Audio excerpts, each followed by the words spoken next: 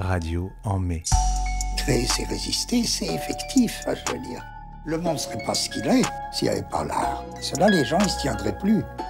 Il n'y a pas d'art qui ne soit une libération d'une puissance de vie. Il n'y a pas d'art de la mort, d'abord. La radio du festival, enregistrée au théâtre Dijon-Bourgogne. C'est le 4e épisode de notre Radio en mai qui raconte le festival côté verso, plutôt. Théâtre en mai, on sort juste là de la représentation magnifique du spectacle titré Parti. C'est votre spectacle, Tamara El-Saïdi. On en saura un peu plus sur comment vous l'avez créé. On en saura aussi un peu plus avec une démonstration spéciale pour la radio de La Bruteuse, Éléonore Malo, qui compose le spectacle. On doit dire que nous aussi, spectateurs, on est les bruteurs de ce spectacle. C'est une pensée extrêmement singulière et qui rend beaucoup d'humanité et de douceur. C'est vraiment un spectacle fait de beaucoup d'émotions. On en parlera plus longtemps. Vous êtes, Tamara El-Saïdi, artiste associée au théâtre Dijon-Bourgogne, qui est un centre dramatique national que dirige Maëlle Poésy, mais qui a choisi, Maëlle Poésy, de s'associer d'abord aussi avec une directrice adjointe qu'on est ravis de recevoir ici dans Radio en mai, parce que c'est une force armée et vivante, efficace de toute l'activité aussi du théâtre. C'est un théâtre, c'est une équipe. C'est une équipe que vous dirigez d'une certaine manière, Claire Guez. C'est une équipe administrative.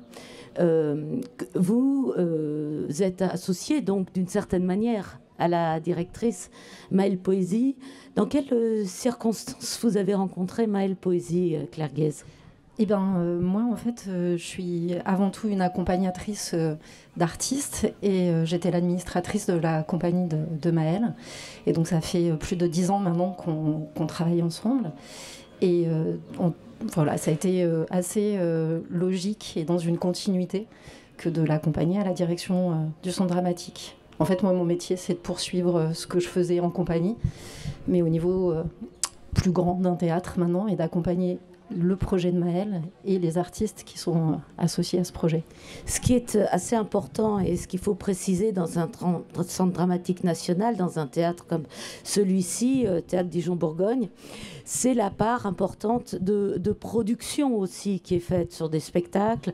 Et vous avez décidé de partager d'une certaine manière les moyens, puisque associé au théâtre, il y a donc Kevin Case qui est à la direction, associé, dramaturge, mais aussi des artistes comme Tamara El-Saïdi. Alors comment se fait le choix ? Qui sont ces gens que vous accompagnez concrètement dans la production, dans la réalisation de leur spectacle ?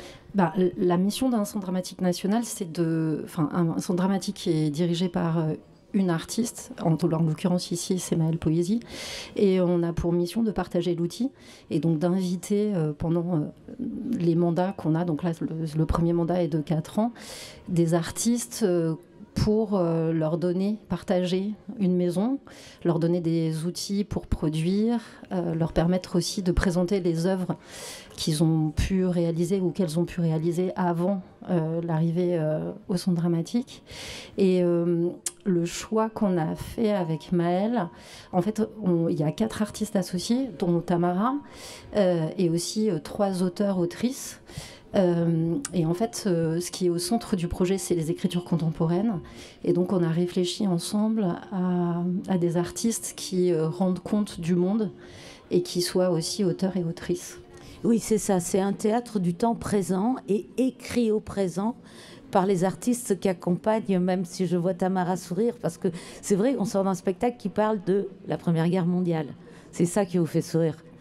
Mais en même temps, j'imagine que si vous montez un spectacle qui parle de la Première Guerre mondiale et de la guerre, c'est que ça a pour vous une résonance actuelle. Oui, complètement.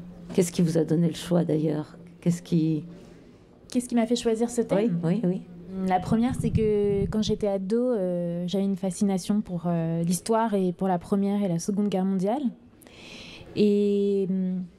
Et en fait, cette guerre, elle est devenue très désuète. Elle devient symbolique. En fait, on la connaît pas. Il y a vaguement le soldat inconnu quelque part vers l'Arc de Triomphe. Et c'est une histoire dont on ne se saisit pas, alors que c'est la première guerre de l'ère industrielle et qui a marqué beaucoup de choses dans l'histoire de l'humanité, sachant que c'est un des premiers massacres aussi massifs de par l'introduction d'armes industrialisées. Et puis c'est aussi une guerre qui a assis une verticalité, disons, capitaliste de l'ère moderne, étant donné que c'est beaucoup les classes prolétaires qui ont été de la chair à canon. Donc voilà, j'ai voulu me saisir de cette histoire qui est somme toute aussi la mienne. Moi, je ne suis pas née en France, je ne suis pas française, mais il s'avère que le pays dont je suis issue, à savoir l'Irak, est le résultat de la Première Guerre mondiale. C'est peut-être une des choses qui fait que je me suis intéressée à ça. Et puis aussi parce que... Dites-nous, expliquez-nous quelques éléments historiques. En fait, l'Irak est issu de la dislocation de l'Empire ottoman, qui faisait partie des forces de l'Axe, donc qui était allié avec l'Allemagne. Et avec la défaite de l'Allemagne, les alliés de l'Allemagne sont aussi tombés, quoi. Et en fait, c'est le dessein du Proche-Orient et du Moyen-Orient à la suite de la dislocation de l'Empire ottoman. Et aujourd'hui, on entend encore l'écho de cette dislocation. Oui. Et la présence de l'Allemagne dans l'imaginaire irakien est présent. Il y a quelque chose. Non, c'est juste que tout d'un coup, les empires coloniaux se sont emparés de l'Empire ottoman et que c'est le dessein qu'ils ont dessiné les frontières de la Palestine, de l'Irak, du Liban, de la Syrie, etc. En effet, voilà qui nous resitue dans le temps très présent. C'est votre première, c'est pas évidemment votre premier spectacle ici présenté à Dijon. L'année dernière, vous présentiez Mère, qui était avec précisément les comédiennes qui font partie de la compagnie du théâtre, d'un programme de la jeune troupe du théâtre Dijon-Bourgogne, oui. Voilà, qui était plutôt sur l'adolescence. Des jeunes adolescentes, oui, qui dialoguaient. C'est un personnage assez jeune aussi, là, que vous mettez en scène.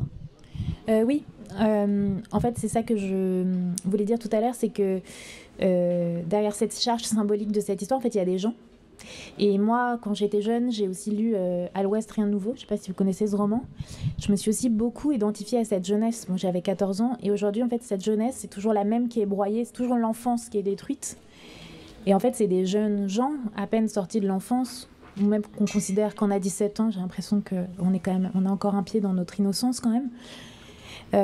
Et en fait, c'est de ça dont je voulais parler. C'est que les victimes de l'artifice guerrier, c'est l'enfance.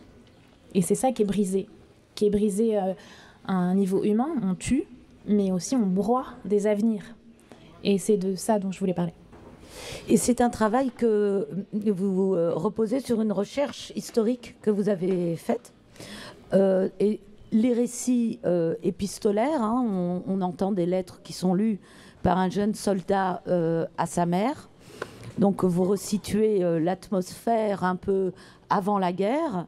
Vous pouvez vous mettre aux manettes pour le bruit. On va peut-être avoir besoin de vous, Éléonore. Vous resituez l'atmosphère de la guerre, mais il y a ces lettres qui sont dites par une comédienne, Justine Bachelet, qui a d'ailleurs un physique très juvénile. Ce sont des vraies lettres. Non, c'est moi qui les ai écrites. Voilà. Mais c'est bien, vous êtes fait avoir. Complètement, de bout en bout. Vous les avez écrites donc? Mais bon, je les ai écrites, mais après la lecture de 400 lettres de poilus, de vraies lettres pour le coup. Et effectivement, je ne fais pas un théâtre documentaire, mais je fais un théâtre documenté. Et j'ai inventé Louis Verrier dans la mesure où j'ai essayé qu'il soit le plus proche d'une personne qui aurait pu exister. Donc j'ai même calculé son régiment d'infanterie en fonction de où est-ce qu'il aurait habité avec sa maman, s'il avait existé. Donc sa maman étant marchande de 4 saisons et lui vendeur de mourons. A priori, ils auraient été localisés dans le 12e arrondissement de Paris en 1913. Donc affectés à la caserne de Rouen. Bon, voilà. Et en fait, tout ça... j'ai essayé de rien dédire et d'essayer de rendre hommage et d'être au plus près, parce que c'est une grande responsabilité de parler de cette histoire, de personnes qui auraient pu exister. Et il y a des choses qui sont fictionnelles, mais beaucoup de choses qui sont évoquées dans les lettres, c'est des choses que j'ai croisées dans mes lectures. Oui, en effet, on a vraiment l'impression qu'on est dans la tranchée avec ce jeune personnage fictif d'un travail qui est donc documenté, même s'il n'est pas documentaire. Et puis l'astuce géniale du spectacle, c'est qu'on participe tous. On est d'abord encouragé par les sons qui sont produits en direct, à vue. Là, vous êtes bien entourés. Éléonore, bonjour. Alors, racontez-moi les premiers sons du spectacle, un petit peu. Comment ça se passe? On est avec la mer, hein?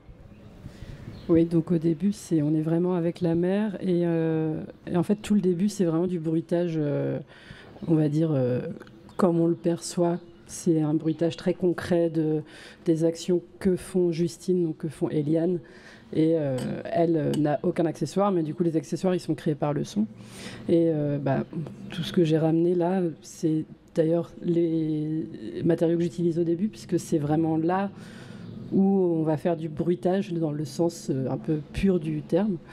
Et tout au long du spectacle, ça va s'étirer un peu, ça va devenir vraiment plus de la création sonore, un peu d'environnement.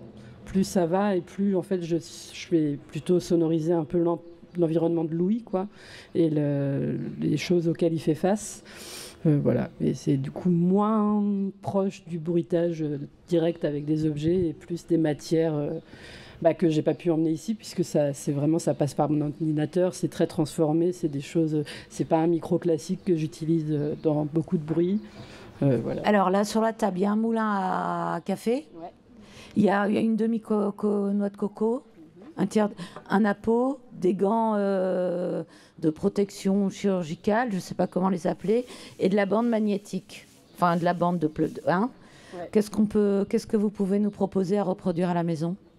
À reproduire à la maison, alors avec des vieilles VHS, effectivement, les bandes magnétiques, c'est quand même un peu un objet phare du bruitage parce que c'est pratique. Moi, c'est un des matériaux que j'aime beaucoup utiliser, qui va vraiment servir à faire... ça peut être des bruits de vent, donc moi j'utilise ça au tout début, c'est vraiment le parc, le vent dans les feuilles d'arbres, voilà. Et en fait... On va juste écouter le son.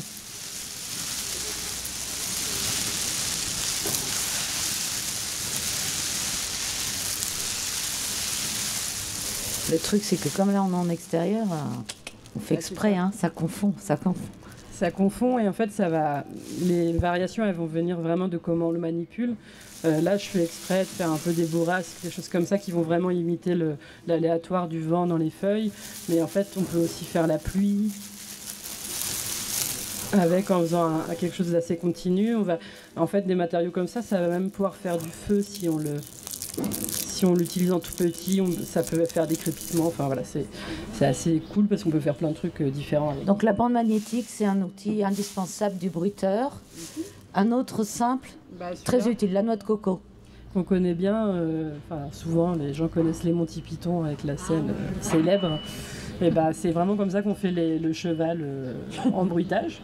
Là j'en ai qu'une moitié, donc voilà, il me manque l'autre moitié. Parce que donc, quand on fait coconut contre coconut, ça fait vraiment un cheval qui est ferré, par exemple, qui va marcher sur du pavé. Mais là dans la pièce, j'utilise là-dessus.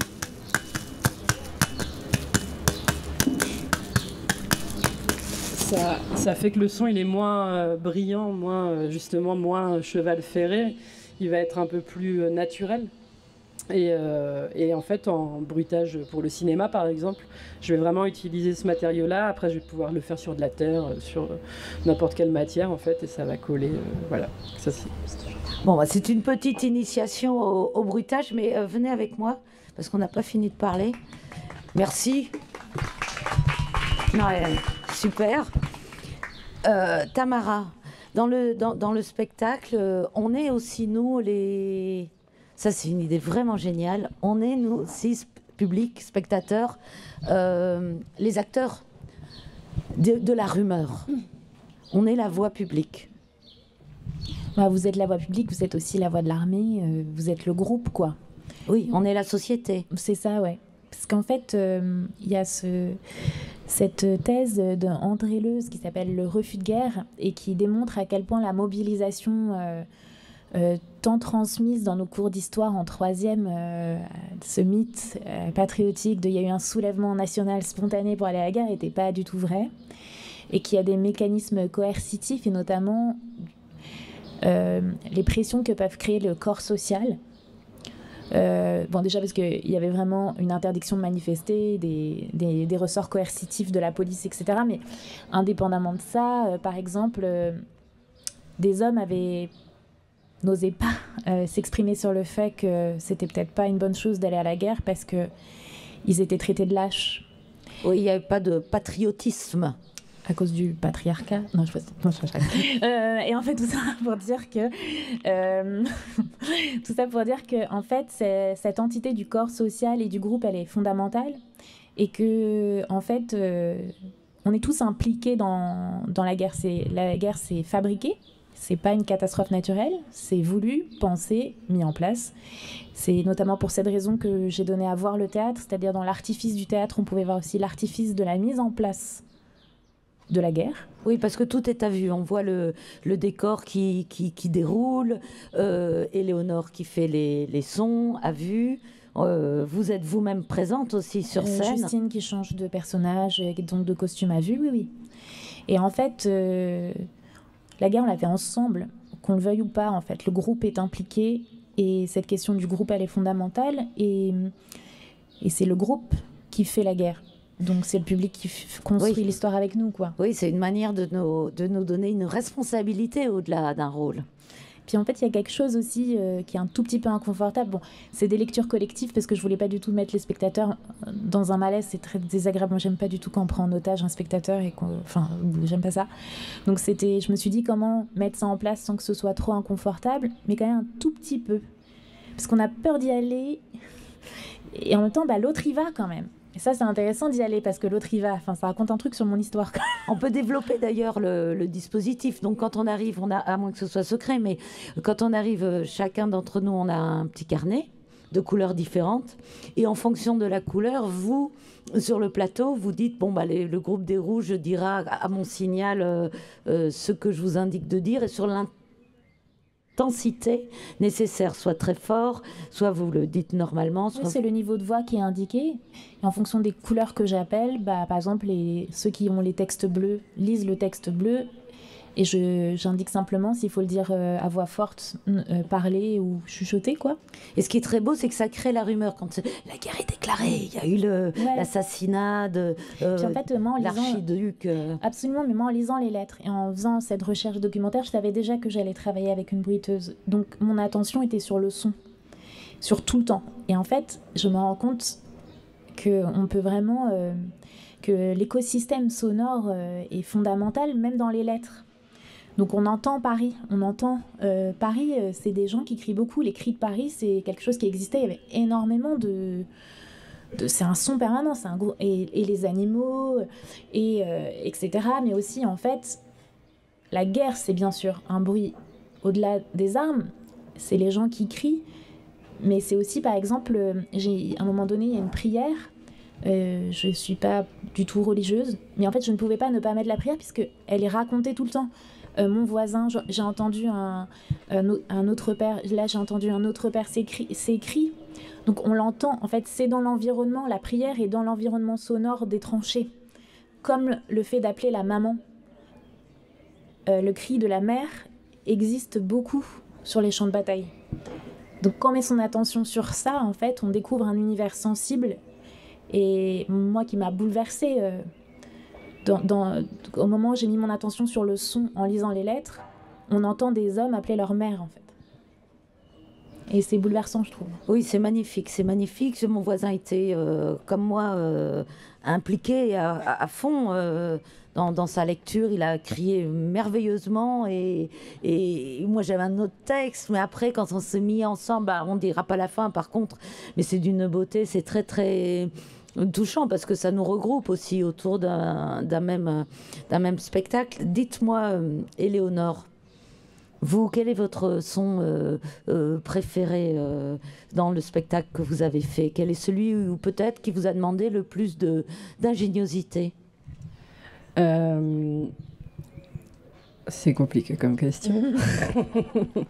Je dirais en fait celui qui m'a demandé le plus d'ingéniosité, mais en fait c'est pas totalement vrai dans le sens où on l'a un peu trouvé collectivement par hasard, c'est le bruit du train. Où il y avait vraiment ce moment du train, du départ qui est hyper important, où c'est vraiment très symbolique. Puis en plus, le son du train, c'est quelque chose qui parle à tout le monde. Après, voilà, fallait trouver comment le faire et comment le faire aussi toute seule, avec deux mains, en direct, voilà, que ce soit faisable. Puisque c'est un peu tous les sons du spectacle. L'idée principale, c'était d'essayer de les faire en direct. Il y en a quelques-uns qui sont préenregistrés que j'envoie. Mais voilà. Et donc le train, il est venu... on a d'abord eu j'ai d'abord eu l'idée du roulement en mettant ce micro là avec une peau de batterie dessus, voilà. Et puis on se disait, il faudrait le truc de vapeur, le bruit, machin. Puis en fait... Je sais plus trop comment. La brosse, je sais pas ouais, comment. Je sais plus trop comment, mais voilà, en fait, on cherchait, ça fait comment on pourrait faire ça. Et l'idée de la brosse est venue, et en fait, j'aurais jamais pensé à faire le train comme ça. Oui. Donc c'est ingénieux, et en même temps, c'est du hasard, comme souvent, en fait. Donc je suis assez fière de ce bruit-là, on va dire. Oui, non, il est très très réussi. Il y a un rythme aussi, il y a une cadence. Ouais. Qui est redoublée par le mouvement de la comédienne sur scène, qui elle aussi entraîne le mouvement, la cadence, et ça s'amplifie. Vous êtes tombée dans le bruit, dans le son depuis toujours, ou comment on apprend à être bruiteuse? Comment on apprend à être bruiteuse? Moi, j'ai un peu... en fait, il y a plein de manières. Il n'y a pas trop une façon de devenir bruiteur ou bruiteuse. Moi, j'ai un peu appris comme ça. Après, je pense que j'ai toujours eu cet intérêt pour les bruits. Après, pour le son et pour le bruit et tout ça, c'était pas concret, quoi. Quand j'étais petite, je me disais pas que j'allais devenir bruiteuse, je savais même pas que ça existait. Mais et quand j'étais petite, l'anecdote qu'adore Tamara, c'est que quand j'étais petite, en fait, j'avais un magnéto mini cassette que j'avais récupéré de mon père, et en fait, mon jeu préféré, c'était d'enregistrer le silence pour essayer de nettoyer la bande de la cassette. Donc du coup, j'essayais de trouver le silence le plus parfait à enregistrer pour nettoyer la cassette. Et il se trouve que le mieux, je crois que c'était dans la voiture à l'arrêt de mes parents. Et donc, en fait, après coup, 25 ans, 30 ans après, je me suis dit, tiens, c'est marrant, c'est quand même... Ça dit quelque chose. Mais donc voilà, je pense qu'il y avait un intérêt quand même... le silence, il n'existe pas en fait. Et le vrai silence, il n'existe pas, mais en fait, la notion de silence, elle existe, et en fait, elle est hyper importante. En fait, en bruitage, on parle et on agit autour du silence, parce que c'est même dans la pratique, je veux dire, le bruitage de cinéma, et c'est vrai au théâtre, mais c'est un peu moins extrême, on va dire, mais le bruitage de cinéma, il faut qu'on arrive à faire un bruit sur une séquence, mais en fait, il faut réussir aussi à ne pas faire le bruit quand il ne faut pas le faire. Et en fait, souvent, on est quand même dans des choses d'action sur des objets, de maîtriser un objet, dans la position de son corps, sa respiration, ne pas produire de bruit quand on veut pas de bruit, et produire son bruit quand on veut le faire. En fait, le silence, il est hyper... c'est aussi quelque chose qui me passionne à côté, mais c'est quand même quelque chose de... Oui, c'est fascinant de créer le silence. Parce que dans le spectacle, il en est question du silence. Ouais. Il y a le silence il y a eu tellement de bruit qu'après on est assourdi. Donc même faire entendre la variation entre le bruit et cette disparition d'écoute. Et travailler le silence, je l'ai entendu, moi, par instant. Et puis plus le spectacle avance, plus l'histoire avance, moins il y a de son. Plus on arrive, parce qu'en fait, c'est le silence mortifère. Et il y avait aussi moi, ça m'a marqué, cette chose-là, quand Tamara écrivait, qu'on commençait vraiment à travailler, qu'on commençait tout juste à travailler. Dans beaucoup de lettres, les poilus décrivent... le départ à la guerre, et en fait, ils traversent des paysages hyper beaux, des campagnes très belles, silencieuses. Oui, bon, on entend les oiseaux et tout ça, mais c'est assez intéressant, je trouve. Il y a vraiment ce truc. Puis après, il y a cette phrase qui dit en fait, le silence, c'est pire dans les tranchées, parce que en fait, ça fait qu'on entend ce qu'on n'a pas envie d'entendre, donc c'est les camarades qui sont en train de mourir, quoi.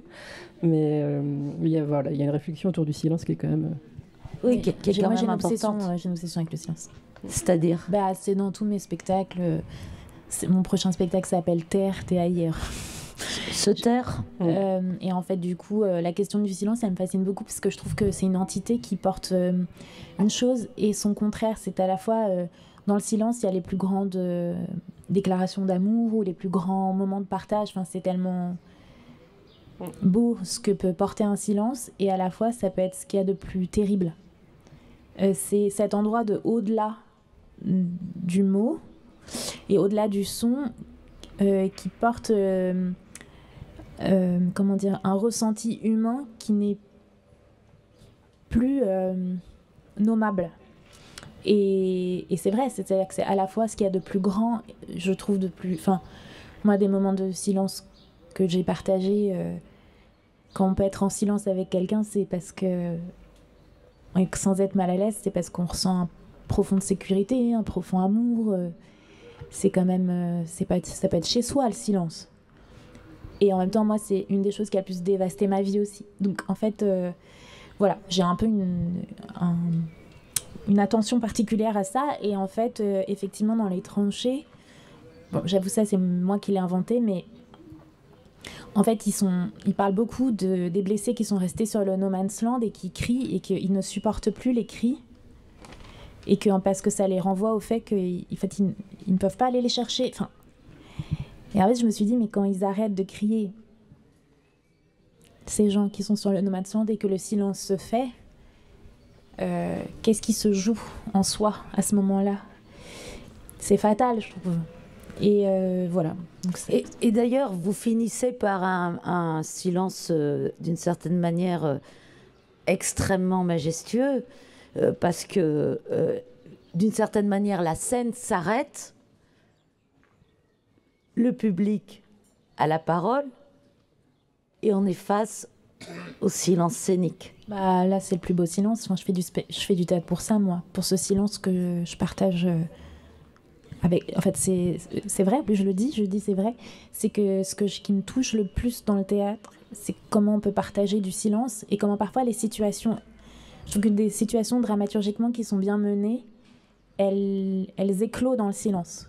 Vous savez, c'est le silence c'est là où on se comprend sans avoir à se parler. Et c'est l'endroit du commun qui me touche le plus parce qu'on n'a rien à prouver à personne, on n'a pas à être d'accord ou pas d'accord. C'est l'instant présent le plus absolu et c'est la communauté la plus totale. Et moi, en plus, je suis sur le plateau, donc je peux regarder le public, ce qui m'arrive jamais parce que moi je suis derrière, d'habitude je ne vous vois pas. Et là par exemple, j'étais très émue de vous voir, de voir vos visages dans ce silence de fin. C'est extraordinaire. Merci beaucoup Tamara Al-Saadi.